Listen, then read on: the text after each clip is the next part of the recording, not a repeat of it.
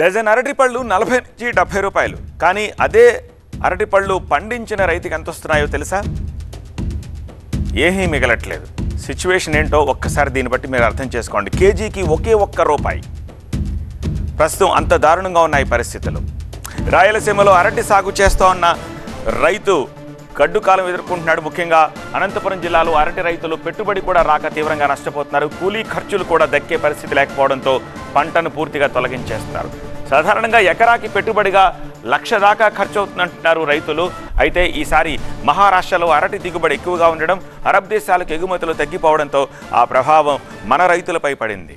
ఇక్కడ అరటి ధర దారుణంగా పడిపోయింది. గత ఏడాది అరటి టన్ను 28,000కు పైగా పలికింది. ఇప్పుడు టన్ను 1000కి కూడా కొనేవాళ్ళు లేరు. టన్ను 1000 అంటే కిలో అరటి రూపాయి పలుకుతోంది. సిటీలో ఇప్పటికీ డజన్ అరటి పళ్ళు 40 నుంచి 70 పలుకుతున్న గ్రౌండ్ లెవెల్లో రైతుకు రూపాయి కూడా దక్కట్లేదంటే రైతులకు ఎంత కష్టంగా ఉంటుందో అర్థం చేసుకోవచ్చు. కనీసం పెట్టుబడి కూడా వచ్చే పరిస్థితి లేకుండా పోయిందంటున్నారు రైతులు. అనంతపురం జిల్లానే తీసుకుంటే అక్కడ తాడిపత్రి, నార్పల, పుట్లూరు, యాడికి ప్రాంతాల్లో 38,000 ఎకరాల్లో అరటి సాగు చేస్తారు. ఇక్కడి అరటి పళ్లకు మార్కెట్లో మంచి డిమాండ్ ఉండడంతో తాడిపత్రి నుంచి ఏటా ప్రత్యేకంగా బనానా ట్రైన్ కూడా ఏర్పాటు చేస్తోంది ప్రభుత్వం. అలాంటి చోట ఇప్పుడు గిట్టుబాటు ధర లేక అరటి పళ్లను కుప్పలుగా పారబోయాల్సిన దుస్థితి వచ్చింది. తక్కువలో తక్కువ అంటే 8 లక్షలు పెట్టుబడి అయింది. ఇప్పుడు చూస్తే ఎంత వస్తుంది కూడా మాకు రైతులకు అర్థం కాకుండా ఉంది.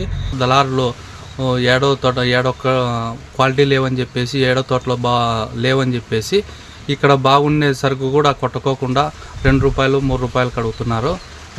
మాకు పెట్టుబడి కూడా వెళ్ళడం లేదు. ప్రభుత్వమే ఏదైనా దీని గురించి ప్రభుత్వం తరఫున కొనేది కానీ నష్టపరిహారం ఏదైనా చూపగలరని